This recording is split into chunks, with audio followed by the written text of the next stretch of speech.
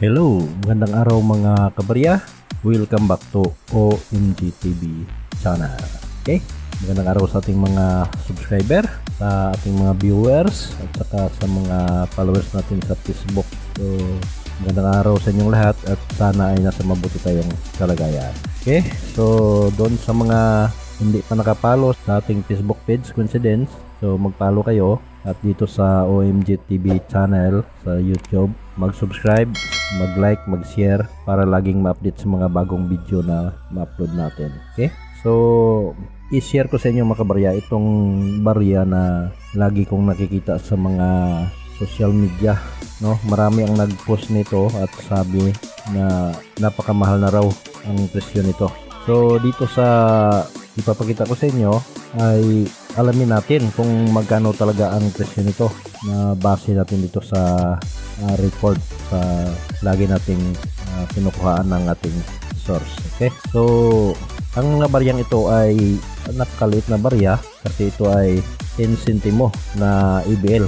So, ano yung ABL? Ang bagong lipunan. So, kung matatandaan niyo, ang bagong lipunan ay merong banner.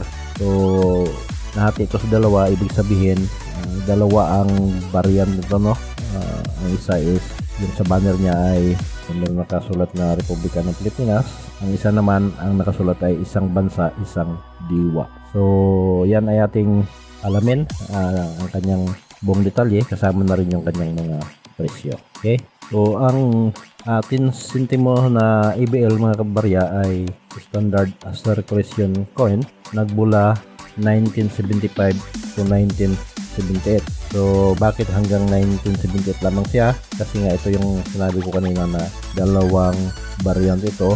Ang una ay yung Republika ng Pilipinas, then ang pangalawa ay yung isang bansa, isang diwa, no, na varieties. Okay? So ang value nito ay 10 sentimo, 10 PHP. Then composition copper nickel, meron siyang 75% na copper, 25% naman yung kanyang nickel. Ang bigat 2 grams, ang diameter 18 mm, ang kapal naman is 1.3 mm. So ito ay demonetized na noong January 2, 1998. Ang kanyang obverse, so ayan, no, Laureate bust of Francisco Balcazar facing right, yung nakaharap sa kanan, yun ang bagong lipunan na nakalitain. Sa likod naman yung Bangko Sentral ng Pilipinas at ang kanyang seal. So meron nakasulat na Republika ng Pilipinas, Francisco Balcazar, tapos yung kanyang 10 sentimo. Ang mintage nito mga kabaryano ay marami. So kung saan ito ginawa, ay ginawa ito sa United States, sa Denver, meron yung ginawa sa San Francisco, at sa Bernite.c. Yan, no? Then meron ding Franklin sa Wawa, Pennsylvania. So ang bagong lipunan series ABL run from 1975 to 98 ito, but is split in the KM catalog as 1975 to 1978 and 1979 to 1982, based largely on redesign.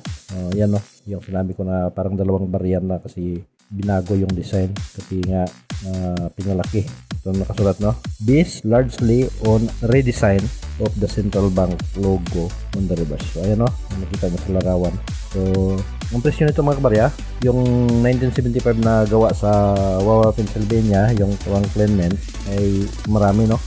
Meron siyang 15% yung kanyang frequency, then 10 pesos sa very fine condition, 140 naman yung uncirculated. So ayan naman, no, uncirculated at saka very fine lamang yung ibigay ko sa inyo para malaman nyo kung magkano talaga yung kanyang presyo. Ang 1975 naman na ginawa sa Bernite.c Monsworthy 1.7, so isa ito hard to find, 10 million lamang yung ginawa, at saka yung matte version na 1975 na ginawa sa Franklin Mint is 1.5% yung kanyang frequency. Meron siyang 104,000 lamang ang ginawa. Yung meron namang prop version ng Franklin Mint na 5%. Ito yung merong presyo ng 140 pesos yung isang piraso. At meron naman siyang special uncirculated ang Franklin Mint na hard to find, 0.6%. 5,875 lamang yung ginawa. Okay? Sa 1976 naman is US Mint. So ay common kasi 43%. Merong fine 13, very fine 25. At ang uncirculated niya mga kabarya ay 32 pesos. So marami kasi 50 million yung ginawa. Ang FM na matte 1976 na FM na Franklin Men matte version 1.3%. So hard to find din ito mga kabarya. 10,000 lamang ginawa. Then merong 1976 na Franklin Men prop version 1.8%. Hard to find din. 9,901 piraso naman. At 1976 na FM special uncirculated, hard to find 0.6% yung kanyang frequency. 1,826 piraso lamang ang ginawa. At merong 1997 na common yung 28%. Ang very good is 880, fine 21, very fine 25, at saka 75 naman yung uncirculated.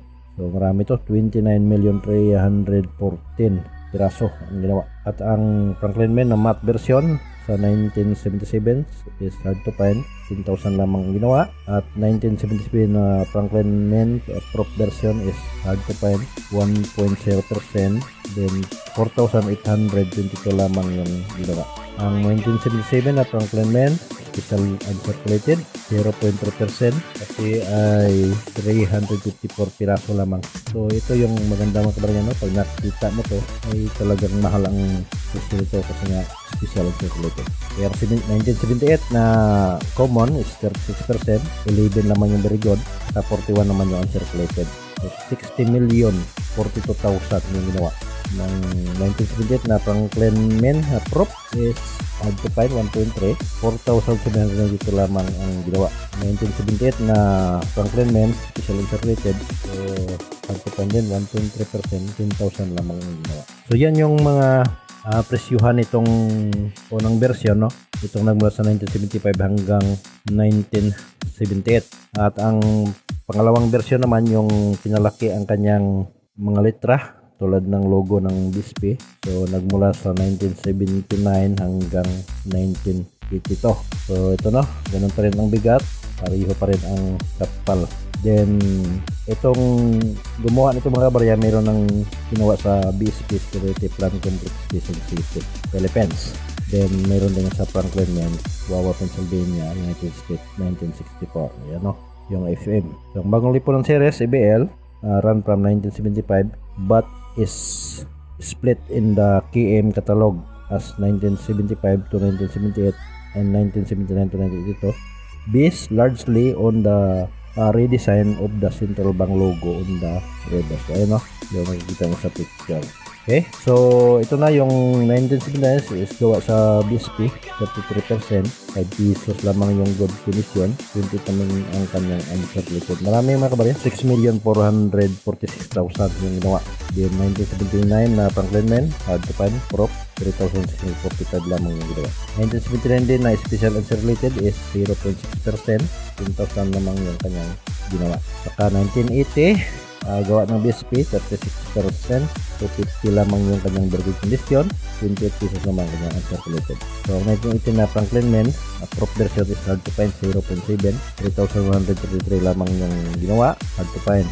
Then 1980 na Franklin Men hard to find din, itong special uncirculated 1.1%, 10,000 lamang yung ginawa. 1981 na gawa ng BSP, 37%, 250 ang good, 750 ang very good, 13 ang fine, almost uncirculated is 16, 28 naman ang uncirculated. Ang prop na gawa ng Franklin Men, 0.6%, hard to find, 1,795 piraso lamang yung ginawa.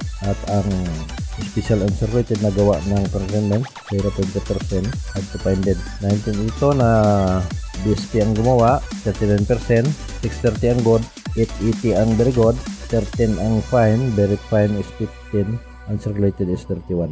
Ang prop ng Franklin Men na 1982 is 0.7, so hard to find. Then 1982 na special uncirculated 0.7%. So tandaan nyo mga kabarya, pag ang gawa ng BSP ang iyong barya ay yun nga, no, medyo mababa ang kanyang presyo kumpara mo sa gawa ng Franklin Men.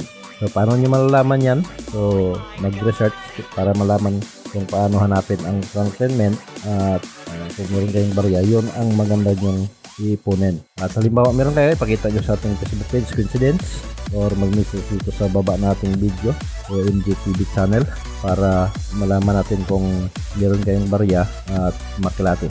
Okay, maraming salamat sa panood. Huwag kalimutan ang OMG TV channel. Kung hindi ka nag-subscribe, mag-subscribe kayo at pinutin nyo na rin ang notification bell para lagi kayong na-update sa mga bagong video na ma-upload natin. So maraming salamat sa panood. Huwag kalimutan, ang Panginoon ay laging gumagabay sa atin araw-araw. God bless.